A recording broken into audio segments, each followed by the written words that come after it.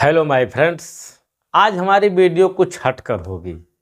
आज हम बात करेंगे भारतीय नागरिक सुरक्षा संहिता के उन प्रावधानों के बारे में जो बताते हैं कि समन मामलों में आरोपी को बरी या दोषी ठहराने के सज़ा की क्या प्रक्रिया है। यानी अगर किसी व्यक्ति को दोषी ठहराना है या उसको बरी करना है, यानी सज़ा देना है या बरी करना है, तो BNSS में क्या प्रक्रिया दी गई है, हम इसी को आज समझने का प्रयास करेंगे इस वीडियो में।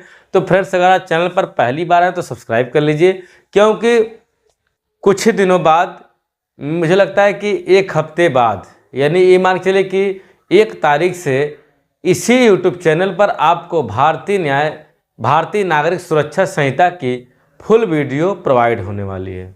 लगातार कंटिन्यू वीडियो मिलेगी और यकीन मानिए कि इतने अच्छे तरीके से इस चैनल पर पढ़ाया जाएगा कि किसी को भी आसानी से भारतीय नागरिक सुरक्षा संहिता बहुत ही मज़ेदार तरीके से समझ में आएगा, कोई टेंशन नहीं होगी।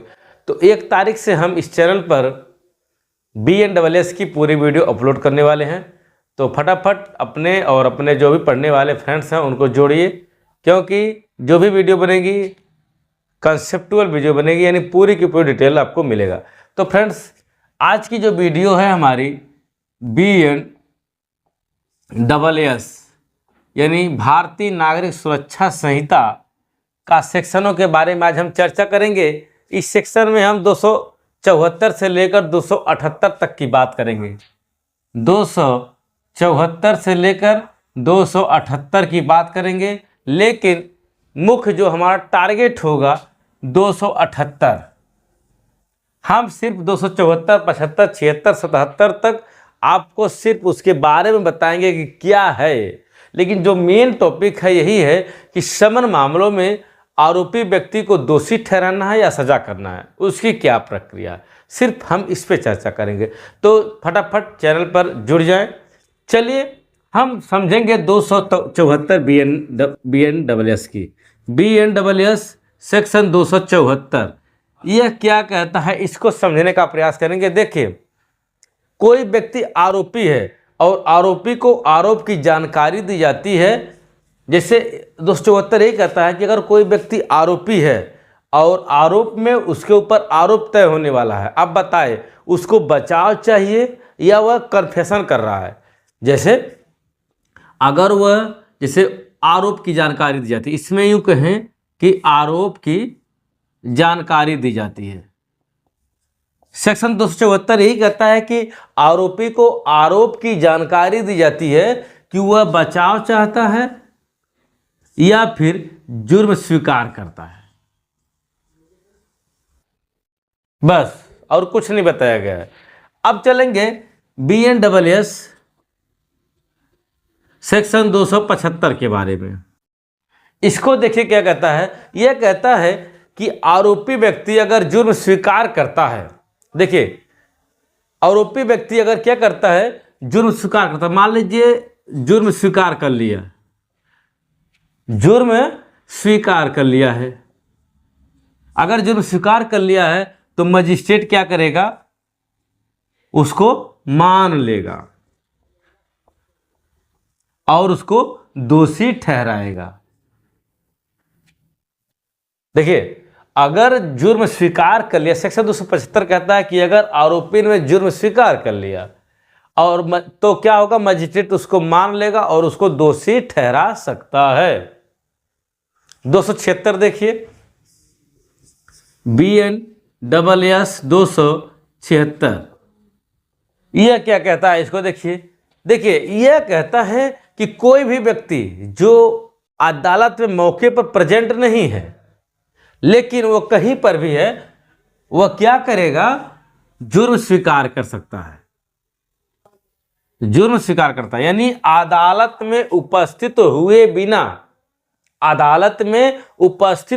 बिना ही वह व्यक्ति क्या करेगा, जुर्म स्वीकार कर सकता है। सेक्शन 276 में बताया गया है। अब देखिए 277 देख लेते हैं इसी हाथ।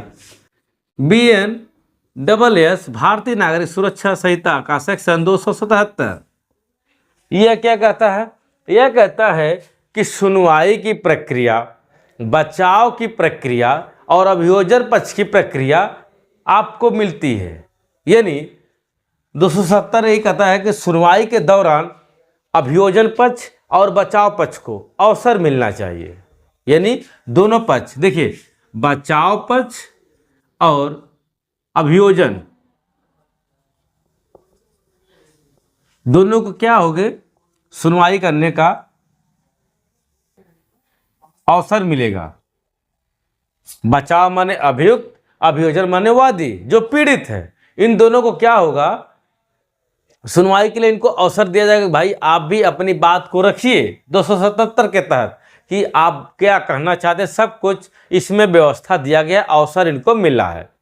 तो बताइए सेक्शन 274, 75, 76, 77 आपको अंडरस्टैंडिंग हो गया होगा। ये बेसिक कंसेप्ट है, मैं इसको डिटेल में कवर अप नहीं कर रहा हूँ, सिर्फ इसलिए बता रहा हूँ ताकि आप 278 को आसानी से समझ पाए। मेरा मेन टॉपिक यही है 278 की बरी या फिर दोषी ठहराने की क्या प्रक्रिया है, सिर्फ मेरा टारगेट यही है। ये तो आपको कंसेप्ट के लिए बता दिया हूँ ताकि आगे जो बातें बताऊंगा वो समझ में आ जाए। अब आते हैं मुद्दे की बात पर। अब हम बात करेंगे यहाँ से BNSS का सेक्शन 278, ये है मुद्दे की बात। अब इसको लेकर चलेंगे तो मजा आएगा। यह धारा दो तरह की बात करती है। यह धारा कितने तरह की, यह धारा दो तरह की बात करती है। पहली बात करती है कि किसी आरोपी को दोषी ठहराया जा सकता है। दूसरी बात करती है कि किसी भी अभियुक्त को दोषमुक्त किया जा सकता है, बरी किया जा सकता है। दो तरह के मामलों की बात करती है, या तो व्यक्ति को सजा दिया जाएगा या तो व्यक्ति को छोड़ दिया जाएगा। अब हम इनको बारी बारी से अध्ययन करेंगे पॉइंट टू पॉइंट के बारे में। देखिए अब यहाँ से चलिए BNSS का सेक्शन 278 सब क्लास 1। BNSS 278 का सब क्लास 1 यह बात करता है आरोपी को बरी करने के बारे में। आरोपी को बरी करना, आरोपी को बरी करने की प्रक्रिया क्या है दोस्तों।